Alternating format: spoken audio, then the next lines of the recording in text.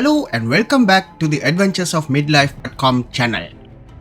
Today I am sharing my experience flying the WestJet Premium class from Dublin to Toronto. A 7.5 hour transatlantic hop on the Boeing 737-8 MAX with good food, alcohol, comfy seats and high bandwidth Wi-Fi. Just a little background to this flight. This was actually the last leg of a 3-week, 6-country European tour. I went to Paris, Austria, Bratislava, Amsterdam, London and finally Ireland. And after 3 weeks, I was more than ready for a comfortable flight home. Here's the crazy part. This premium ticket came very cheap and a partial award redemption. It cost me just about 250 WestJet dollars plus about 250 Canadian dollars. That is just about 500 Canadian. Normally, premium goes anything between 2,500 to 4,500 Canadian dollars. So, this was a steal. Check-in at the Dublin Airport Terminal 1 was smooth. When I arrived at the check-in counter around 9:30 a.m. for the 11:30 flight, there was virtually no lineup at the priority desk. Check-in was fast and I passed through the fast-track security using the premium class boarding pass. WestJet's premium class didn't come with the lounge access for Dublin, but fortunately I had access to the Wifi lounge in Terminal 2 through one of my credit cards. So, after enjoying some time at the lounge, I walked to the gate.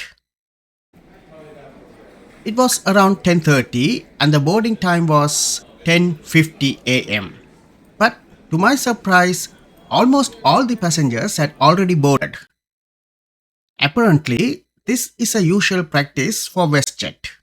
After a brief walk, I boarded the aircraft and we pushed back just before 11:30 a.m.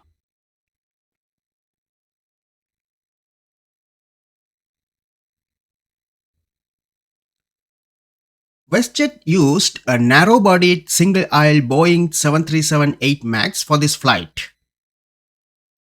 There was no business class or first class, so the premium class was the highest. But the premium class is equal to Air Canada's business class in domestic flights. Let's talk about the seat and storage. I had a bulkhead seat and it had sufficient legroom and the seat was comfortably wide.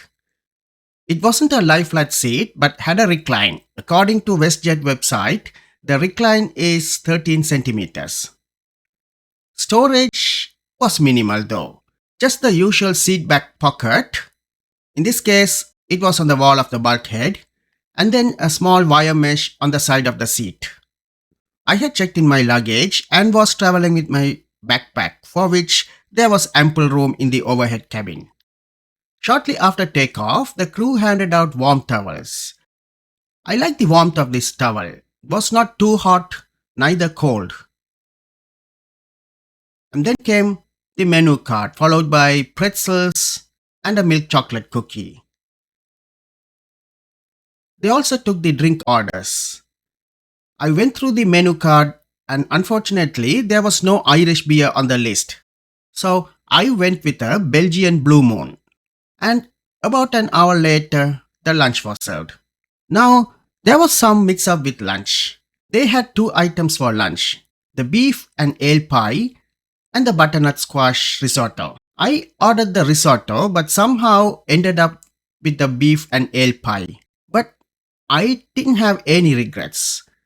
The beef and ale pie came with mashed potatoes, veggies and gravy, plus a salad, warm bread and a chocolate mousse. Look at these 2 small containers for pepper and salt. They look cute, don't they? And a little later, the flight attendant came and asked whether I wanted another beer or something else to drink. Entertainment. WestJet's 737 MAX doesn't have seatback screens, which is not unusual for some flights. But usually in such cases, One could download the airline's app and enjoy its entertainment options. But in this flight, that wasn't available either. However, they made it up with free high-speed Wi-Fi. It allowed me to use my Netflix and Prime accounts to stream movies, documentaries, and whatnot. Of course, I could also check my emails and my social media accounts. So it was a good deal. The premium class also came with a small amenity kit. Small, simple but useful.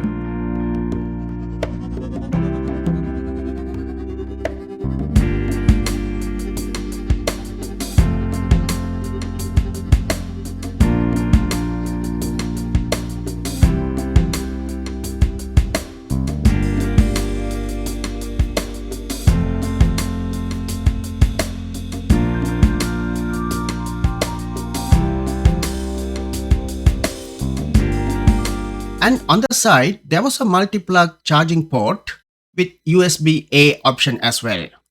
My phone even showed super fast charging, which was a nice touch, especially since many airlines are now restricting the use of power banks to charge phones. Just before landing, the crew offered fruit and a tea scone with butter and jam, but I skipped it.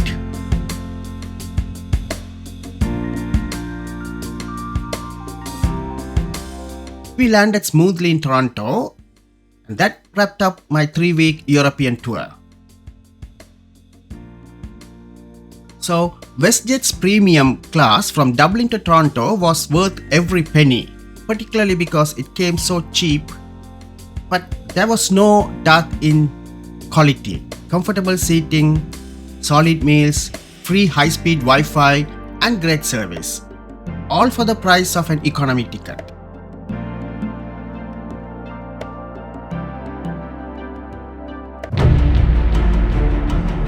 Well, that's it for now in this edition of the Adventures of Midlife.com channel. Today, I reviewed my experience with WestJet's premium class flight from Dublin in Ireland to Toronto in Canada. I hope you enjoyed this video and we will catch up soon in my next adventure. Until then, ciao.